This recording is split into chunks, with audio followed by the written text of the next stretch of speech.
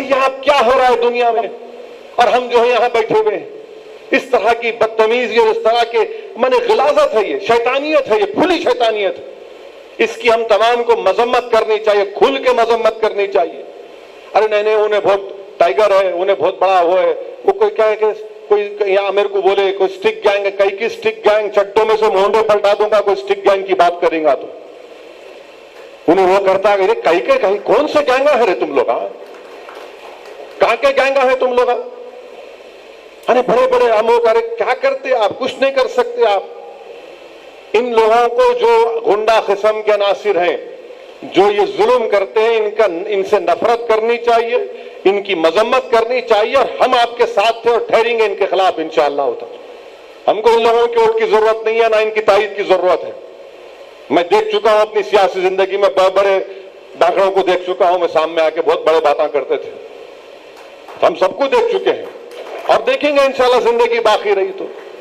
मैं एक बार आज से 96-97 की बात याद है, मुझे याद आ रही कि बोले रे साहब इन्हें बहुत बड़ा है, इसका बहुत बड़ा असर है। अरे बोला कौन है भाई, नहीं इतने इस पे इतने कैसा करा उन्हें। खैर हम नहीं मिले, इलेक्शन के बाद में मिले। अरे नहीं मिले, मिला नहीं इसलिए नहीं मिला कि उनको मेरे को बोला गया कि आपके ऊपर इतने कैसा है। बोले हो साहब जरा अपना असर रहता। मिला बाबू तुम भूल गए, सबसे बड़ा पहलवान मैं हूं यहाँ का, सबसे बड़ा पहलवान मैं हूं यहाँ का। मिला होशियार रहना, अब दोबारा हरकत नहीं करना। नहीं करना पड़ेगा, ये बताना पड़ेगा, खाली नारे मारने का नहीं, इनसे नफरत करना आप लोग।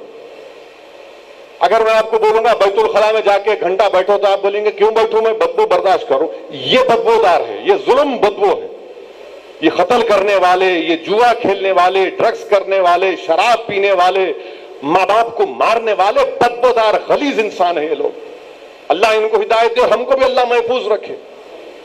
मेरे वालिद का इंतकाल होकर 13 साल हो गए, मगर अल्लाह बेहतर जानता है कि कोई दिन नहीं जानता कि जब मैं अपने वालिद को याद नहीं करता हूं। और जिनके वालिद जिंदा है आप उनको मार रहे हैं। बताइए आप क्या जवाब देंगे हशर के मैदान में, जब वो ज़ईफ बाप उस खून आलूदा जिस्म के सामने अल्लाह के अर्श के सामने खड़े होकर बोलेंगे अल्लाह इंसाफ कर दो। इंसाफ होगा, जरूर इंसाफ होगा, अल्लाह इंसाफ करने वाला है, अल्लाह ही इंसाफ करने वाला है। और कोई लोग ये समझ रहे हैं कि ऐसा कर, याद रखो तुम जो ये कत्ल कर रहे हो, तुम पे हदीस में आया कि तुम्हारी चेहरे से बरकत उड़ जाती, तुम्हारी रोजी में कमी आती और तुम्हारी मौत जल्दी होती। हदीस है, 6 चीजें बताई गई रसूलुल्लाह सल्लल्लाहु अलैहि वसल्लम कि जो कातिल होता है, जो शराबी होता है, जो जानी होता है, सब चीजें हैं। आप देखो इन लोगों को, आप कुछ मत बोलो, चेहरे देखो इनके, मैंने चेहरों से जाहिर होता है कि गुनाहगार है। अल्लाह माफ करे, इसके चेहरे अजीब व गरीब नजर आते हैं इन लोगों के, कोई किस्म का उनमें सुकून नहीं दिखता उनके चेहरों पर। गुनाह इतना करते, गिनाह इतना करते कि सब चीज खराब हो जाती। तो मेरी आपसे गुजारिश है कि ये इन चीजों की मजम्मत करना है, बल्कि आने वाले मिलादुन नबी के जलसों में हमको खुलकर इन बुराइयों का जिक्र करना है, मजम्मत करना है और आवाम को नफरत करना है। आपको नफरत करना चाहिए इन लोगों से, इनसे नफरत करनी चाहिए। नफरत करो इन लोगों से, आप इनको, आपको इज्जत मत दो इन लोगों को जो इस तरह की हरकत करते। अब पूरा, और किसी को कानून तोड़ने का इख्तियार नहीं। अरे ये कौन सी बात है कि अगर जिना के करीब मत जाओ, मगर अगर एक मुसलमान बच्चा और बच्ची गए तो आपको कुछ नहीं बोलते। नहीं, अपने बच्चे हैं, क्या मतलब, गुनाह है ना, वो भी तो गुनाह है।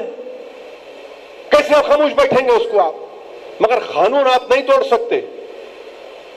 आप अपने घर का माहौल सही करो, उसके माँ बाप को जाकर खामोशी से बात करके समझाओ। आप एक मोहल्ले में तमाशा मत करिए, उस बच्चे और बच्ची को समझाइए कि भाई दीन ये है, दीन के तकाजे ये है, दीन ये आपसे मुतालबा करता है और आपकी अच्छाई है, आपके लिए अच्छा है ये दीन, दुनिया में आपको कामयाबी मिलेगी।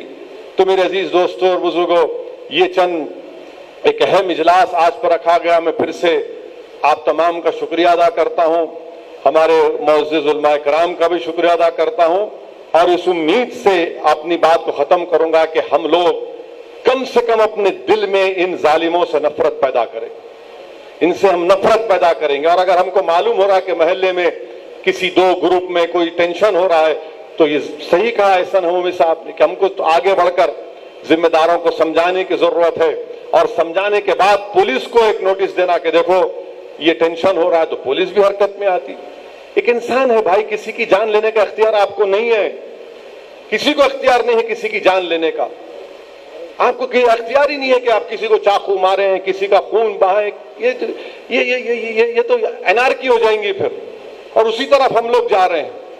और हम मीडिया से ही बोलेंगे कि आप लोग भी जरा अच्छी रिपोर्टिंग करो, सही सही बताओ, मुखालिफत करना है करो, मेरे को फर्क नहीं पड़ता, 56 मुखालिफत करे कुछ नहीं हुआ अल्हम्दुलिल्लाह, मगर जो सच्चाई है, जो सही है वो बतावा।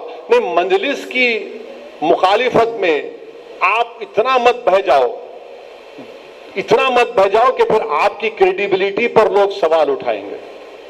तो आपकी क्रेडिबिलिटी को, इंटेग्रिटी को इंटैक्ट रखिए। सहाफी जो है, सहाफत करना, सियासत करना है तो टोपी उतार के मुकाबला करना। हम शुरू से बोलते हैं आपको अगर मुकाबला करना है, हम वेलकम, हमको पीछे, हमको हिंदुस्तान के कोने कोने में जाके मुकाबला कर रहे हैं। यहां हमारे घर में नहीं करेंगे, कर सकते और करेंगे इंशाअल्लाह ताला खैर। बहरहाल वो अलग टॉपिक है। एक चीज याद आ गई जहन में, तो मुनासिब समझा कि वो उस बात को भी रख दूं, क्योंकि वो भी माशरे के लिए जरूरी है। आजाद सहाफत जरूरी है, मगर आजाद सहाफत फैक्चुअल होना चाहिए, सच्चाई पर मुबन्नी होनी चाहिए। तो मेरे अजीज दोस्तों और बुजुर्गों, मेरी आप तमाम से गुजारिश है कि दीन की तरफ लौटिए, दीन से वाबस्ता रहिए, अपने घर के माहौल को अच्छा रखिए। उलमाओं के पैरों के पास बैठकर दीन सीखना है। हजरत गूगल पे आप नहीं देख सकते, इस्लाम नहीं सीख सकते गूगल पर आप, कि यूट्यूब पे जाके उन्होंने क्या बोले, वो भी नहीं है।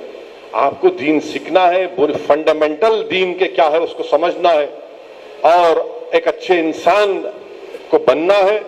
और उसी वक्त होगा जब आपके घर का माहौल इतना अच्छा हो जाएगा कि आपका घर एक जन्नत का गोशा बन जाएगा इंशाअल्लाह ताला। वाखिर दावाना अल्हम्दुलिल्लाहि रब्बिल आलमीन।